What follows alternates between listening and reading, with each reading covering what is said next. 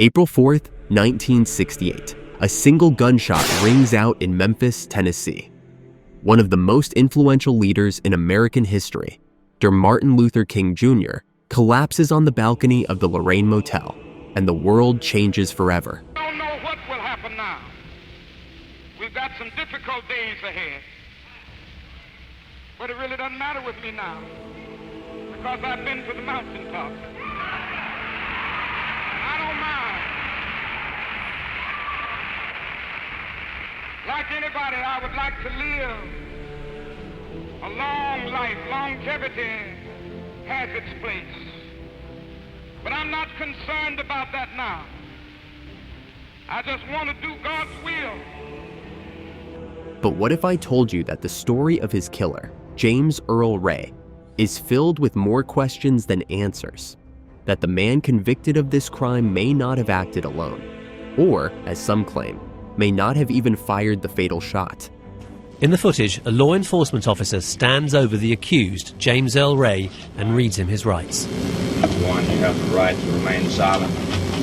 Number two, anything you say can be used against you in a court of law. And number three, you have a right to have a lawyer. It's July 1968, 3 months after Martin Luther King's assassination. James Earl Ray has just been extradited back to the US after fleeing to London. He's made to wear a bulletproof vest as he's manhandled to a prison cell. Officials were worried someone might try to kill their suspect. Stay with me, because by the end of this video, you might question everything you thought you knew about the assassination of Martin Luther King Jr. No loopholes in this high-profile murder case. A long life, longevity. Before he became infamous, James Earl Ray was just another name in the system. Born in 1928, Ray grew up in poverty and quickly turned to crime. Petty theft, burglary, armed robbery. He was in and out of prison his whole life. But here's where things get interesting. In 1967, Ray escaped from the Missouri State Penitentiary, and within a year, he would be accused of assassinating Martin Luther King Jr. But how does a small-time criminal go from robbing grocery stores to committing one of the most infamous murders in American history? That's where the story gets murky. On the evening of April 4th, Dr. King stepped onto the balcony of the Lorraine Motel. Across the street, in a boarding house bathroom, James Earl Ray allegedly took aim with a rifle and pulled the trigger. King was rushed to the hospital, but it was too late. The world had lost its greatest civil rights leader. Hours later, authorities found a rifle and binoculars near the scene, with Ray's fingerprints on them. Case closed, right? Not so fast. What happened next is something straight out of a Hollywood thriller. Ray didn't stick around. He traveled to Canada, obtained a fake passport, and managed to get all the way to London before being caught. A career criminal, suddenly capable of international espionage-level escape tactics? Who was helping him? And then there's the biggest twist of all. James Earl Ray later claimed he was a pawn in a much bigger conspiracy. He insisted that a mysterious man named Raoul set him up. Was he telling the truth, or was this just a desperate attempt to avoid a life sentence? And then there's the FBI's involvement. Declassified files have revealed that J. Edgar Hoover's FBI had been monitoring King for years. Some even believe the government had a role in his death. Could Ray have been a scapegoat? Shaw, respected juror. Gus Carriotto, prospective juror. And the grainy footage released this week is another marker. We see potential jurors identifying themselves in court, but they were never needed. James Earl Ray pleaded guilty and died in prison. Amazingly, this footage was forgotten. Officials stumbled upon it 2 years ago and had it digitally restored, a permanent reminder of America's past upheavals. Rajesh Merchandani, BBC News, Washington. Ray was arrested in June 1968 and quickly confessed to the crime. But just days later, he recanted, saying he was pressured into pleading guilty. Despite this, he was sentenced to 99 years in prison. For the rest of his life, Ray maintained that he didn't act alone. Even Dr. King's own family questioned whether he was truly responsible. So you heard the news on the radio? Is that the way you heard it? So you were driving, you left that gas station at 2nd and Linden, what, about 6 or?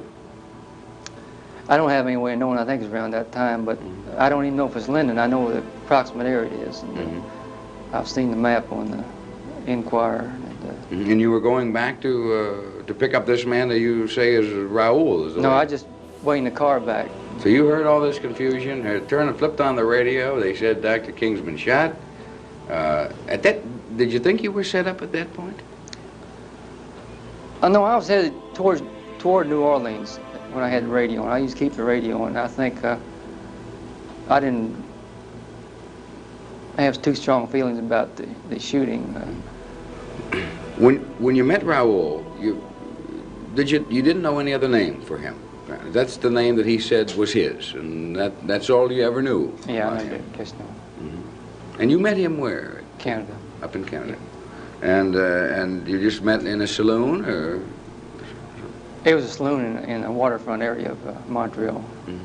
You never became good friends then? No, I wasn't good friend. Just business. These were all aliases, I assume. You don't think Raoul was a real name at all then? Huh? No, I've got some Freedom of Information papers in there saying there's a Raoul San Diego or something in New Orleans, supposed to be a him, but I don't have the FBI. That's material from the FBI files, but I don't have nothing to substantiate that. So you think their mind was made up when they got you? Well, it had to be made up. They couldn't.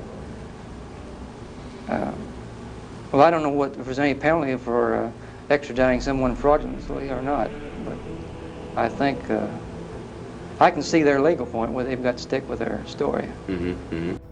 In '99, a civil trial found that there was a conspiracy involved in King's assassination. But by then, James Earl Ray was already dead. My dearest friend is now in the hands of the eternal God. We therefore commit his body to the ground. The cemetery is too small for his spirit, but we commit his body to the ground. We give thanks to God who gave us a leader to heal the white man's sickness and the black man's slavery. We give thanks to God who gave us a peaceful warrior, who built an army and a movement that is mighty without missiles, able without an atomic arsenal, ready without rockets, real without bullets, an army tutored in living and loving and not in killing. We thank God for giving us a leader who was willing to die, but not willing to kill. Peace be to his ashes and rest to his soul. So, what do you think? Was James Earl Ray truly the lone gunman, or was he just a convenient fall guy in a much bigger plan? Let me know your thoughts in the comments. Don't forget to like, subscribe, and hit that notification bell, because next time, we're diving into another case that will make you question everything.